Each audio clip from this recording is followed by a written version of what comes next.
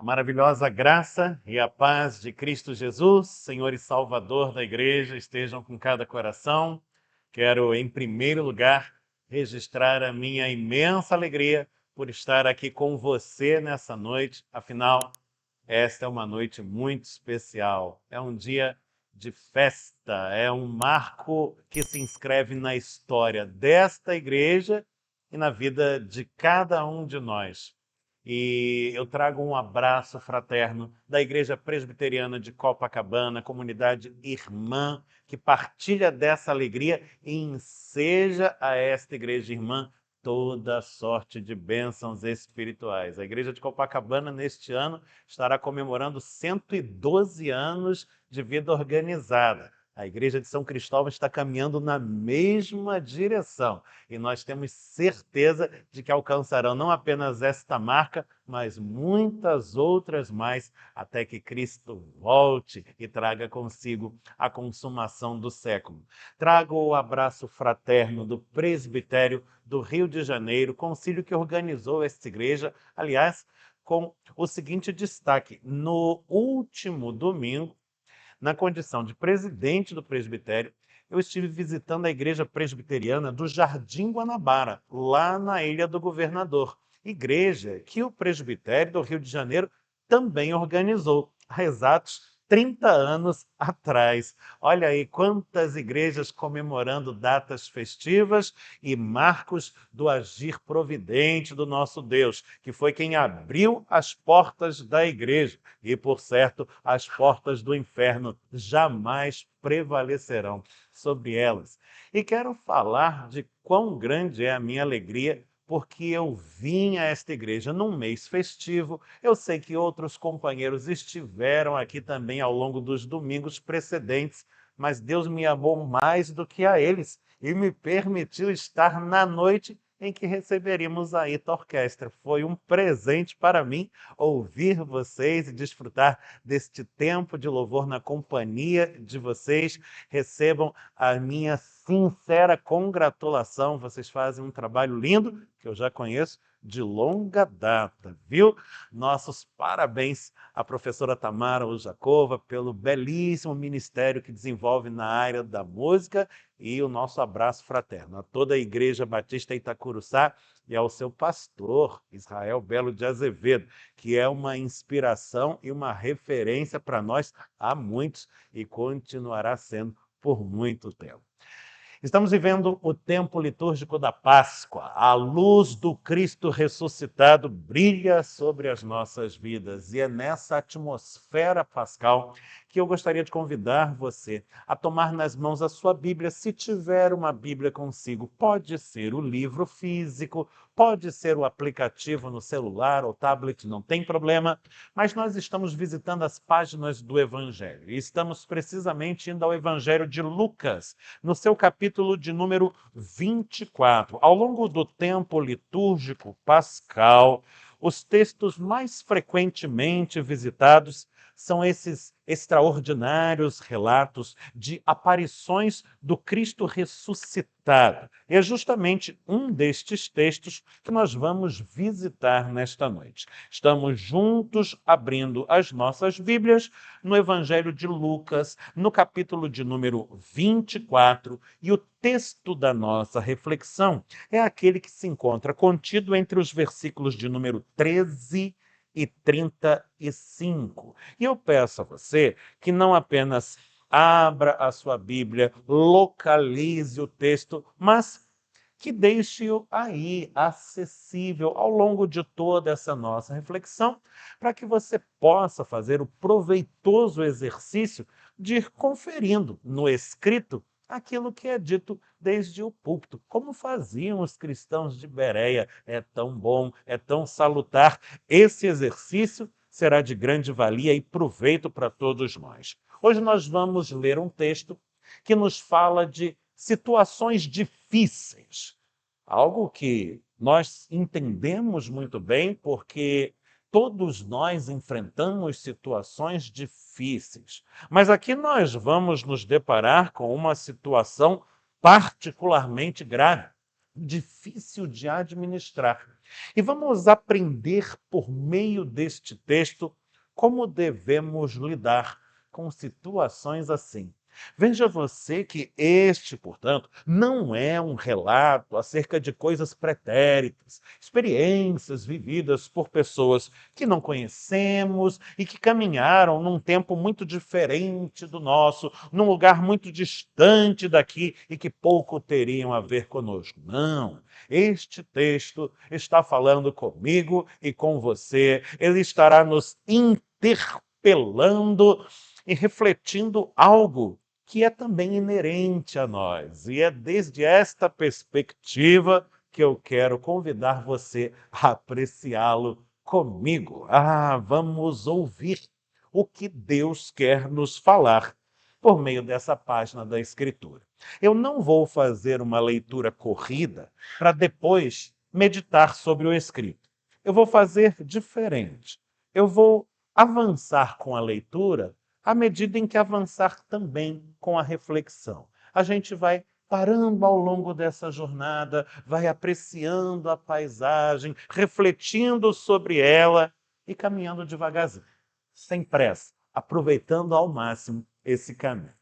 Eu estou em Lucas, eu estou no capítulo 24, eu estou começando a olhar para o trecho que começa no versículo 13 e que diz assim: Naquele mesmo dia, e eu já lhe digo, era o dia da ressurreição, dois deles estavam de caminho para uma aldeia chamada Emaús, distante de Jerusalém, 60 estádios, e iam conversando a respeito de todas as coisas sucedidas. Estavam dois deles, ou seja, dois dos discípulos de Jesus, a caminho de Emaús e conversando a respeito de todas as coisas sucedidas. E você sabe quais foram estas coisas. Você sabe o que sucedeu. Estamos falando da terrível e inominável tragédia que se abatera sobre o grupo deles e, muito particularmente, sobre o seu líder.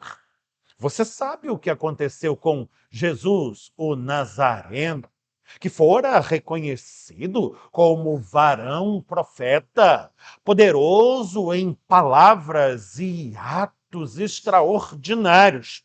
Você sabe como ele foi capturado pelas autoridades no meio da noite, como ele foi julgado num processo tremendamente irregular e suspeito.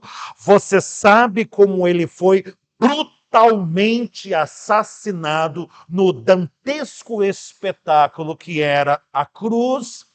Você sabe que ele foi sepultado e que com o seu sepultamento, bom, tudo parecia ter chegado ao fim. Eu me refiro aos sonhos que aqueles homens ousaram sonhar e que agora mais se assemelhavam a um terrível pesadelo.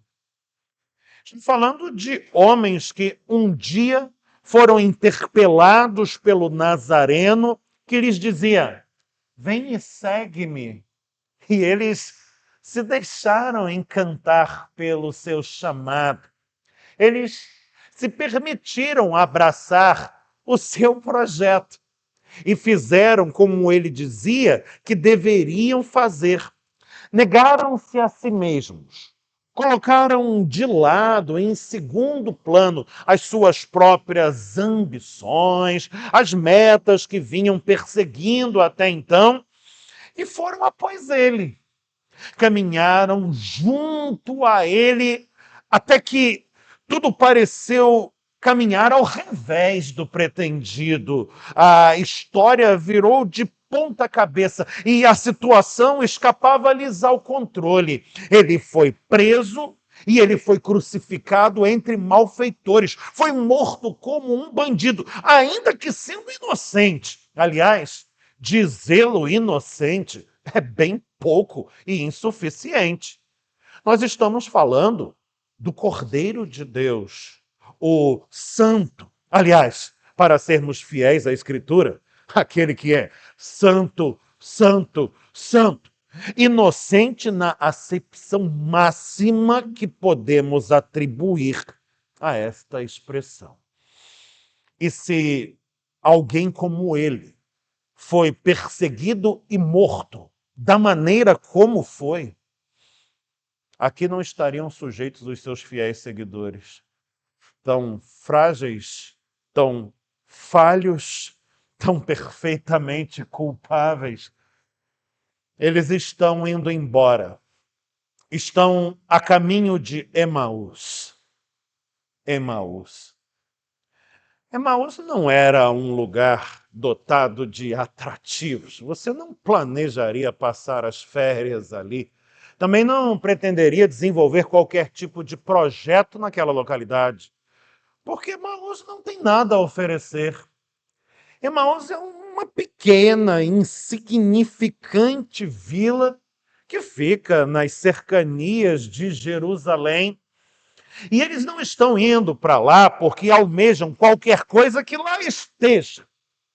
O que eles pretendem, a bem da verdade, é fugir de Jerusalém e fugir de tudo aquilo que está centrado naquele lugar.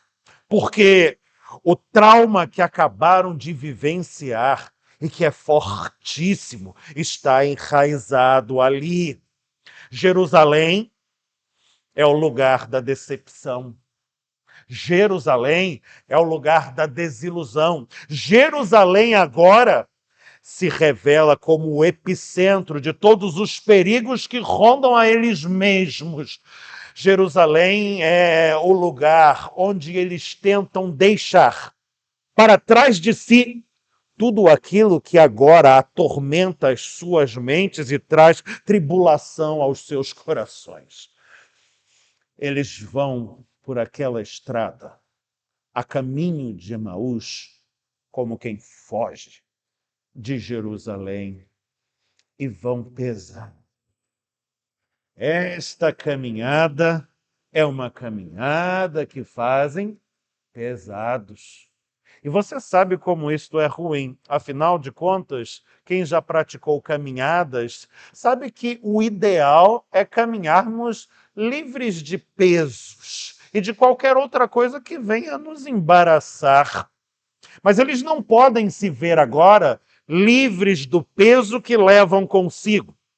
Porque esse peso que supostamente estão deixando para trás em Jerusalém, eles carregam nos seus corações. E é o peso daquilo que vai dentro deles mesmos que faz essa caminhada tão pesada e tão difícil. Lá vão os discípulos, como quem vagueia, sem rumo, sem muito propósito. Lá vão eles, a caminho de Emaús. E então, diz o verso 15, aconteceu que, enquanto conversavam e discutiam, notem, como um animal que lambe as próprias feridas, remoendo os próprios traumas, o próprio Jesus se aproximou e ia com eles. Eu tenho para mim que o nosso Deus possui um certo senso de humor. Um senso de humor deveras peculiar, eu admito. Em larga medida eivado de ironia, mas que ele tem, ele tem. Estão os dois ali, aflitos, atribulados, tão pesarosos, quiçá amedrontados. E a solução de todos os seus problemas, a cura para os seus males, está agora ao seu lado. É como se Jesus viesse pelo mesmo caminho, se adiantasse um pouco e, de repente, se colocasse junto àquela dupla e fosse ao seu lado. Mas, diz o verso 16, os seus olhos estavam como que impedidos de o reconhecer. Olha, esse é um tipo de situação a que eu e você estamos frequentemente sujeitos e que muitas vezes vivenciamos sem sequer nos apercebermos disto. Nós estamos de tal modo afetados pelas mazelas que nos tocam, que a nossa visão se embota. Eu tenho a impressão de que, às vezes, é como se uma nuvem negra estacionasse em cima da nossa cabeça. Já se sentiu assim? Sabe quando os problemas chegam e eles estacionam? Eles não vêm e vão, eles vêm e ficam. E na medida em que aquela nuvem negra se instaura, a nossa visão das coisas, a nossa percepção da realidade se deforma, ou, mais precisamente, ela se anuvia. A sensação que a gente tem é que o mundo inteiro se acinzentou. É que a realidade, ela mesma, se converteu em negrume. Mas muito equivocados estamos. Porque se tivéssemos pescoço de girafa, elevaríamos a nossa cabeça por cima das nuvens e perceberíamos que o sol da justiça continua a brilhar no horizonte, esperando por nós. E que o choro pode durar o tempo que for, mas a alegria vem, ela vem e vem com ela amanhã. Ah, o sol da justiça está agora reluzindo ao lado daqueles dois, com imenso fulgor. Nós estamos falando de Jesus, o Cristo e o Cristo ressuscitado. Mas, a despeito de estarem ao seu lado, não conseguem perceber. A cura para todo o seu mal está agora ao seu alcance, perfeitamente acessível. Mas eles não têm condições de tomar posse dessa bênção. Sem que se deem conta, Deus lhes está proporcionando algo de maravilhoso, mas eles estão numa disposição de ânimo tão ruim que não são capazes de aproveitar o presente. Eu e você, muitas vezes, nos vemos nesta mesma situação. E agora você vai ver como é que a gente lida com essa situação. E é exatamente esta a lição que hoje nos propomos a extrair desse texto. Veja, ela vai brotar do próprio relato. Diz o verso 17. Então lhes perguntou Jesus: o que é isso que vos preocupa e de que ides tratando à medida em que caminhais? Do que vocês estão conversando? Por que vocês estão assim tão pesarosos e cabisbaixos? Ora, você acha que Jesus está interessado meramente em uma informação? Sendo Jesus quem é, nós sabemos, o Filho de Deus, Deus mesmo, ou seja, divino, sabedor de todas as coisas, você acha que Jesus está procurando nestes homens uma resposta? Ele está antes ensejando-lhes uma terapia. A possibilidade de falarem do seu problema. Mas você diria, pastor, isso eles já estavam fazendo. Segundo o texto, eles iam caminhando pelo caminho, pesarosos, cabisbaixos, feridos, machucados e conversando sobre o motivo de toda a sua dor. Mas o que eu quero propor aqui, ou melhor, o que Jesus quer propor aqui, é uma outra coisa. Não é esta conversa que, no fim das contas, funciona como um animal que lambe as próprias feridas. É uma conversa que se trava com Deus mesmo, na pessoa de Jesus. Jesus está deixando que eles usufruam da oportunidade de falar a Ele o que estão sentindo. E o nome disso, trocando em miúdos e trazendo para a nossa própria realidade de devoção e espiritualidade, o nome disso é oração. Oração não é a mera repetição de fórmulas consagradas, ainda que na prática da oração o uso de fórmulas consagradas seja perfeitamente válido e dotado de grande valor. Frequentemente nós fazemos assim: oramos segundo os salmos, oramos segundo os cânticos de nosso inário, oramos segundo a prece do Pai Nosso que aprendemos do próprio Senhor. Mas veja, há uma outra dimensão da oração que é salutar praticarmos. E eu diria, é indispensável. É aquele momento em que nós nos colocamos diante dele e dele somente.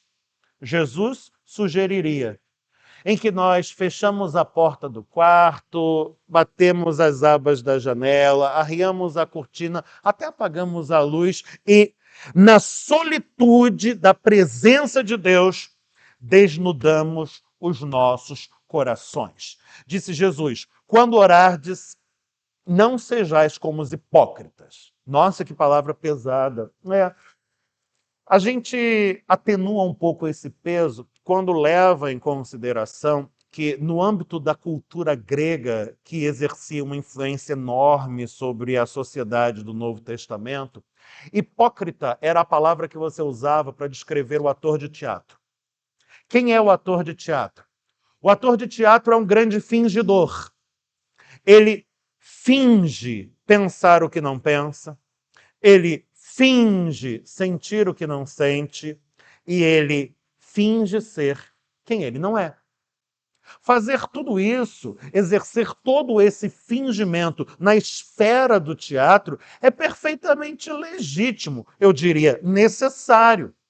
O problema é quando nós trazemos isso para a dinâmica da vida. E pior, quando inserimos essa conduta na relação com Deus. Ah, não adianta tentar iludir a Deus.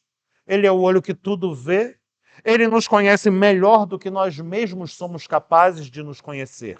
Afinal, o ser humano só vê o que é superficial e ele olha para o nosso interior. Diante de Deus devem cair por terra todas as máscaras. Nós devemos nos desnudar, nós devemos ser sinceros. E é esta oportunidade que agora estava sendo facultada àqueles discípulos. Verso 18.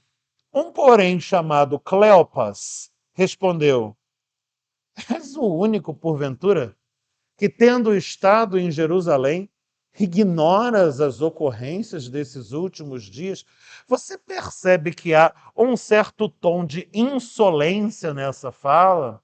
Talvez ele se torne desculpável em alguma medida, porque Cleopas não sabe com quem está falando. Ainda não. Mas, de qualquer forma, a palavra não soa bem. Traz algo de presunçoso. Cleopas está dizendo: ora, por que estamos assim? É óbvio. Só você que está por fora, que não tem internet, não acessa as redes sociais, não recebeu mensagem no WhatsApp, só você que não sabe o que está acontecendo. Ora, o que aconteceu é o óbvio ululante. Como sempre acontece nesse mundo, o mal prevaleceu sobre o bem.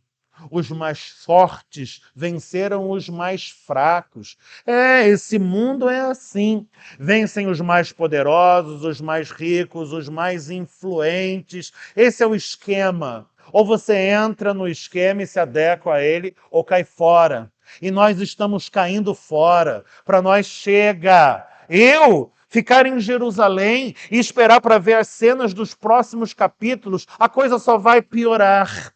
Esses homens estão eivados de um sentimento que perpassa a muitos corações. Aliás, se você estiver um pouco mais sensível às conversas ao seu derredor, na condução, nas redes sociais e em tantos outros lugares, você vai ver como tem gente disposta a fazer o papel de coro de tragédia. Tragédia aqui é a tragédia grega. Os gregos inventaram a tragédia. A tragédia é um gênero teatral muito curioso, em que os personagens vão vivenciando situações que são sempre trágicas e cada vez mais trágicas, até que tudo se resume a uma imensa desgraça. E dentro da dinâmica da tragédia, além dos personagens que protagonizam as cenas, em geral, você tem um coro. E a função do coro é intensificar os dramas. Então o personagem principal morre e o coro fica reforçando. Morreu, morreu, morreu, morreu. O outro personagem sofre com aquilo. E o coro entra em cena para dizer: sofreu, sofreu, como sofre, ai, quão sofrido é. Está cheio de gente aí fazendo esse papel na sociedade. A coisa tá ruim, hein? Tá ruim, vai piorar. Ih, tá com esperança para o ano que vem? Pois perca a esperança. Não tem luz no fim do túnel. Os candidatos são todos de uma só e mesma coisa. Aliás, que adianta esperar de candidato? Esse mundo não tem solução. A coisa só vai desenrolar de mal a pior. Tem um monte de gente fazendo esse papel. E o pior, tem um monte de crente acreditando nesse discurso. O que aconteceu é o óbvio. Só você não sabia. E se você não sabia, deixa a gente explicar para você. Verso 19. Jesus perguntou: quais acontecimentos? Eles explicaram. O que aconteceu com Jesus, o Nazareno? Ele era varão profeta, era poderoso em obras e palavras diante de Deus e de todo o povo. Os principais sacerdotes, as nossas autoridades, entregaram ele para que fosse condenado à morte. Eles o crucificaram. Verso 21. Nós esperávamos que fosse ele quem havia de redimir a Israel, mas depois de tudo isso, esse é o terceiro dia desde que tais coisas sucederam. É verdade também que algumas mulheres das que conosco estavam nos surpreenderam, tendo ido de madrugada ao túmulo e não achando o corpo de Jesus, voltaram dizendo terem tido uma visão de anjos que afirmam que ele vive. 24. De fato, alguns dos nossos foram ao sepulcro e verificaram a exatidão do que disseram as mulheres, mas não o viram. Eles argumentam. Eles dão razão à sua dor e justificam o tamanho dela. Mas eles mesmos sabem que a sua argumentação é falha, que ela é inconsistente, que ela tem brechas, porque tem a palavra das mulheres, porque tem a palavra dos anjos, porque tem a palavra dos discípulos, colegas deles. Mas eles só se permitem enxergar as nuvens cinzentas e o negrume que se estabeleceu. No entanto, o que está acontecendo aqui é tremendamente poderoso e terapêutico. Eles estão falando com Jesus. Eles estão expondo a Jesus a sua dor. Eles estão expondo a Jesus as suas idiosincrasias, as suas contradições, as suas dificuldades no entendimento do que se passa com eles mesmos, que estão ao seu redor. Eles estão sendo sinceros e assumir essa posição de franqueza não é fácil. Nós nos afeiçoamos às nossas máscaras, aos papéis sociais que arrogamos a nós mesmos. Nós nos apegamos a eles e deles não queremos abrir mão. Nos sentimos mais vulneráveis e mais frágeis, sem toda essa capa de suposta proteção. Mas se nós não formos capazes de deitar tudo isso por terra, nós não vamos experimentar o que é verdadeiramente a fé. Porque a fé é o depósito de nossa confiança nas mãos de um outro. Este sim, verdadeiro, santo, poderoso e 100% confiável. Eles estão orando, sem saber direito o que estão fazendo, mas estão orando. E aqui a gente já percebeu a primeira chave para alcançarmos a boa solução dos dilemas com que temos de nos defrontar. A coisa ficou difícil? Coloca diante de Jesus em oração. Mas coloca assim, com sinceridade, sem máscara e sem medo de se expor. Mostra para ele como você é frágil, como você é miserável, como você é necessitado. O povo da Bíblia sempre soube que esta era a direção necessária a seguir. É por isso que lá nos tempos do Antigo Testamento, quando a coisa ficava feia, a dificuldade se agravava, quando a crise chegava, o povo pegava a sua roupa e rasgava. Lembra dessa expressão? Ela é recorrente nas Escrituras. Rasgaram as suas vestes. Para completar, eles pegavam pó e cinza e cobriam-se com aquilo. Essa é a imagem de alguém em estado de miséria. E o que esse povo estava dizendo por meio destes gestos simbólicos é: nós somos assim, miseráveis e profundamente dependentes de ti.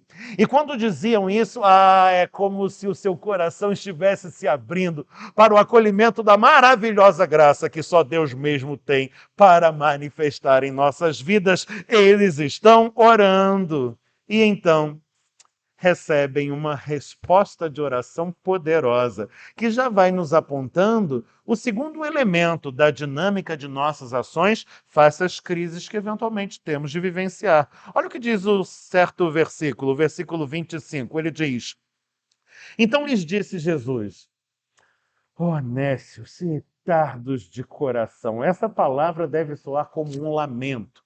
É como se Jesus estivesse dizendo assim: vocês andaram comigo, vocês viram, ouviram e testemunharam tanta coisa, e nem assim vocês conseguem compreender. Mas ele não diz isso no tom de alguém que está condenando o seu interlocutor. Ele diz isso movido por profunda compaixão e misericórdia. Ele segue: tardos de coração para crer tudo o que os profetas disseram. E então ele prega, diz o verso 26, porventura não convinha que o Cristo padecesse, entrasse na sua glória, e começando por Moisés, discorrendo por todos os profetas, expunha-lhes o que a seu respeito constava em todas as Escrituras. Meu irmão, a gente precisa falar com Deus. E a oração não é outra coisa senão isto. Mas a gente precisa ouvir a voz de Deus. E essa voz se faz ouvir eminentemente aqui. O que Jesus está fazendo é o que eu estou tentando fazer agora com você. E que você, hoje, já fez muitas vezes comigo.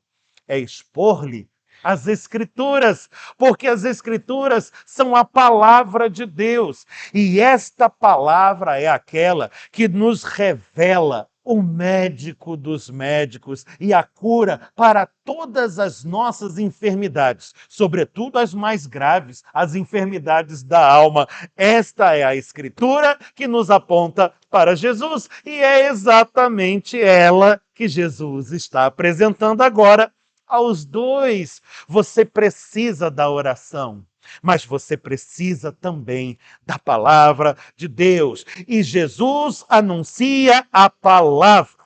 E eles ouvem. E isto tem um poder extraordinário na vida do ser humano. Digo, o fato de que a palavra seja anunciada e de que alguém abra o seu coração para acolhê-la.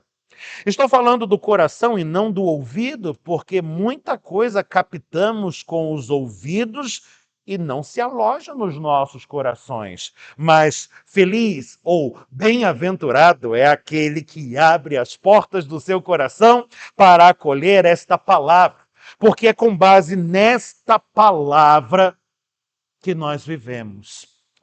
Sim, sobre ela nós alicerçamos as nossas vidas. As nossas vidas não se pautam nas circunstâncias, glória a Deus, porque se fosse assim, andaríamos aflitos, desesperados e desesperançados. Nós, quando temos os olhos voltados para as circunstâncias, fazemos como Pedro, que já estava inclusive andando sobre as águas, mas ao fitar o tamanho das ondas que assomavam naquele imenso mar, estremeceu, sentiu-se claudicando na fé e, por fim, começou a afundar. As nossas vidas, nós alicerçamos sobre uma palavra que é a mesma e que não passará.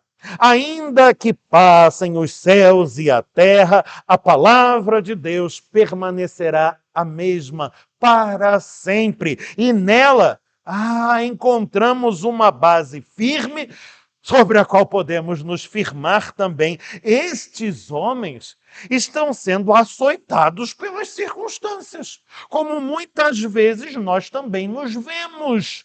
Mas agora estão conseguindo colocar para fora a raiz de amargura que lhes consome por dentro. E estão conseguindo achar apoio numa base que é firme e inabalável. O processo da sua cura, do restabelecimento de sua saúde espiritual, física e mental também, está quase se completando. Mas falta ainda um terceiro elemento, e ele é indispensável. E para ele é que vamos dirigir o nosso olhar agora. Veja, registra o verso 28. Quando se aproximavam da aldeia para onde iam, lembre-se, Emaús, fez ele, Jesus, menção de passar adiante. É como se dissesse, bom, vocês chegaram ao destino de vocês e eu vou seguir a estrada. Mas eles o constrangeram dizendo, fica conosco, porque é tarde. O dia já declina, eles temem a noite, a escuridão e a solidão, a ausência de Jesus. Então, Jesus, tão amoroso e generoso no exercício do seu amor, resolve entrar para ficar com eles. Verso 30, preste muita atenção nisto. E aconteceu que quando estavam à mesa, tomando ele o pão, abençoou e, tendo-o partido, lhes deu. Que coisa maravilhosa! Esse é o terceiro elemento e ele jamais poderia nos faltar. Num primeiro momento, falávamos da oração e do extraordinário poder que ela tem. Num segundo momento, falávamos da palavra de Deus, daquela que se ouve e do modo como nos dá um alicerce firme para a vida. Mas agora estamos falando do sacramento eucarístico, da comunhão da mesa. Estamos falando do pão que partilhamos na comunidade e do poder que há ali. Esta mesa de partilha prefigura aquela ali que conhecemos tão bem, onde a graça manifesta em Cristo Jesus, que morreu, mas ressuscitou, é uma vez mais recebida e acolhida com fé e, portanto, opera poderosamente na vida do fiel. Veja você o inescapável efeito disto, porque eles já oraram, eles já ouviram a palavra, eles já receberam o pão da comunhão das mãos do Senhor. E então, diz o verso de número 31, então se lhes abriram os olhos e o reconheceram. Que coisa maravilhosa! A cura se efetuando. Aquilo que obstruía a sua visão, as travas dos seus olhos sendo removido, as nuvens negras se dissipando pelo poder da oração, da palavra e da comunhão. Tudo isso que no seio da igreja, pela graça deste mesmo Jesus, logramos vivenciar. Como é maravilhoso! E como vai confirmando o valor de tudo aquilo que ordinariamente desfrutamos e que, eventualmente, nos esquecemos de valorizar. Quando eu me torno cônscio de todas estas coisas, eu fico me perguntando como é que alguém pode abrir mão delas? Como é que alguém pode negligenciar a oração? Ou negligenciar a palavra? Ou negligenciar a comunhão à mesa? Se estas coisas trazem em si o poder capaz de iluminar por completo a realidade das nossas vidas, de abrir-nos a visão e despertarmos para uma verdadeira percepção de todas as coisas. Abriram os seus olhos, o reconheceram, e eu fico pensando no maravilhamento deles. Mas então, esse texto tem um tremendo de um plot twist, só para soar contemporâneo, aqui no seu momento final. Mas então, diz aí no verso 31, ele desapareceu da presença deles. E nessa hora eu fico meio chocado. E dou graças a Deus porque o texto não acaba aqui. Porque se acabasse aqui, eu ia ficar decepcionado outra vez. Eles já estavam lidando com uma decepção tão grande que a morte de Jesus lhes trouxe. Agora, eles haviam reencontrado o Mestre e a alegria devia ser indizível. Separar-se outra vez, de forma tão repentina, abrupta, imprevista. Não, aquilo ia deixar a cabeça deles em parafuso. Mas eles já não são mais os mesmos. Estes homens foram transformados pelo poder da oração, pelo poder da palavra, pelo poder da comunhão. E nós vamos perceber isto de maneira inequívoca nestes versos finais. Verso 32. Disseram um ao outro: porventura não nos ardia o coração quando ele pelo caminho nos falava? Quando nos expunha as Escrituras, eles estão agora repassando a sua vivência. Eles estão comentando como o culto foi bom. Isso aqui é o momento pós-culto, em que eles vão se lembrando das orações que foram feitas, das palavras que foram lidas, da comunhão que foi partilhada.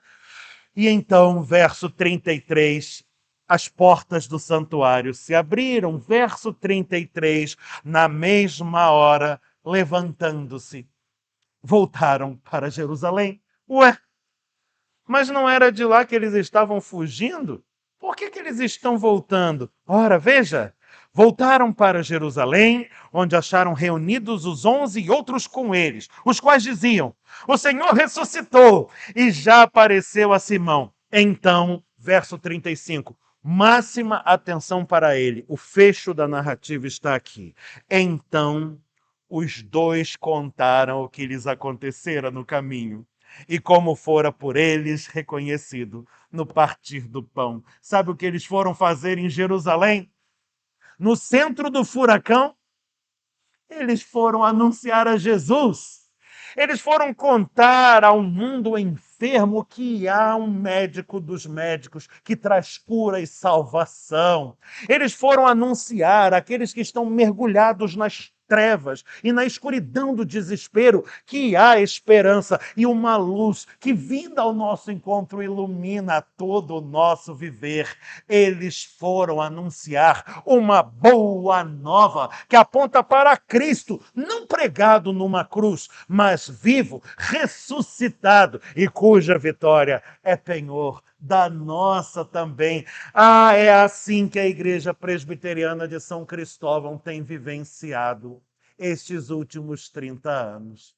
Sim, enfrentando lutas, dificuldades, momentos de trauma, de dor, de desilusão, mas enfrentando-os com muita oração, colocando diante de Deus os seus sentimentos, as suas fragilidades, os temores de seu coração, encontrando nele a resposta que é fiel. E enfrentaram esses desafios com base nessa palavra, que é um alicerce seguro que não vacile, sobre o qual podemos nos firmar. Enfrentaram esses desafios, reunidos em torno da mesa, na partilha do pão e comungando na força que advém do Cristo, que foi morto na cruz, mas vive e reina, e cuja vitória vamos seguir anunciando. E esta igreja, que há 30 anos tem anunciado a Cristo em Jerusalém e tem promovido a transformação na vida de muitos,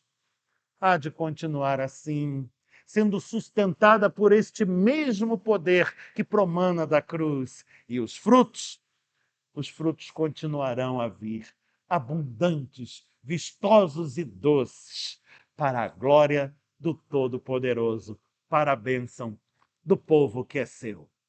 Parabéns, Igreja Presbiteriana de São Cristóvão. Que o Senhor continue a lhe abençoar e que esta seja verdadeiramente, de fato e de verdade, uma feliz Páscoa. Em o nome de Jesus. Amém.